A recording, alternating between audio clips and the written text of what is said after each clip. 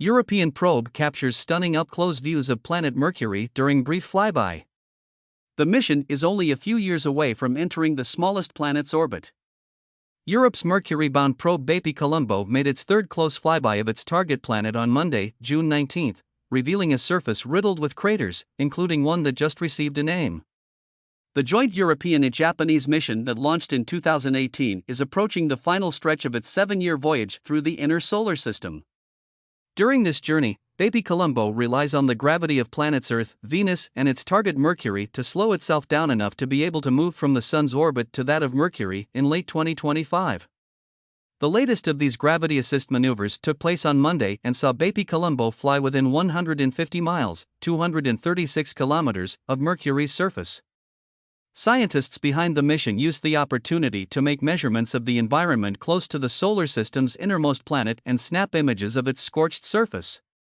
The European Space Agency, ESA, released the first of these new images on Tuesday, less than 24 hours after the closest approach, which took place on Monday at 3:34 p.m. Eastern Daylight Time, 1934 GMT. The images reveal what ESA described as a geology bounty, a plethora of craters, ancient volcanic ridges and lava flows. One of the most curious features in the images is a crater that has only just received a new name, Edna Manley, after a Jamaican/British artist who died in 1987. During our image planning for the flyby, we realized this large crater would be in view, but it didn't yet have a name. David Rothery, professor of planetary geosciences at the UK's Open University and a member of the BepiColombo science imaging team, said in an ESA statement.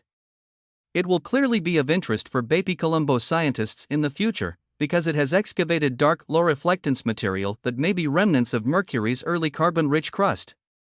In addition, the basin floor within its interior has been flooded by smooth lava, demonstrative of Mercury's prolonged history of volcanic activity. The spacecraft also spotted the Beagle Rupees Escarpment, a 370-mile-long, 600 kilometers, cliff that formed billions of years ago when the young Mercury cooled and contracted. The Beagle Rupees was discovered by NASA's Messenger mission that orbited Mercury between 2011 and 2015, and scientists are looking forward to comparing the original views with those captured by BepiColombo. The images also reveal a variety of ancient impact basins flooded with volcanic lavas during the first billion of years of the planet's life, when it was still tectonically active.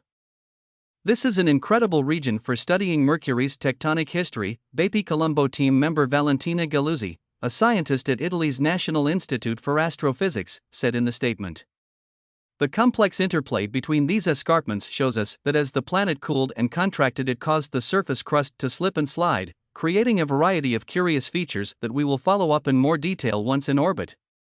The spacecraft unfortunately couldn't take images during its closest approach, as it arrived at the planet from the night side.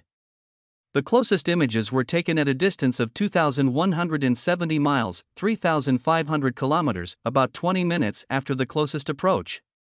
The BepiColombo mission comprises two orbiters that cruise through space stacked on top of each other, which means that some of the probe's instruments are hidden at the moment. That includes BepiColombo's main high-resolution cameras. The available images from the three monitoring cameras, originally built to observe the spacecraft's solar panel deployment after launch, have a modest resolution of 1024 by 1024 pixels. The spacecraft has been using these cameras to send home postcards throughout its journey, including from a 2020 flyby of Earth, 2 flybys of Venus in 2020 and 2021, and 2 previous Mercury flybys in 2021 and 2022.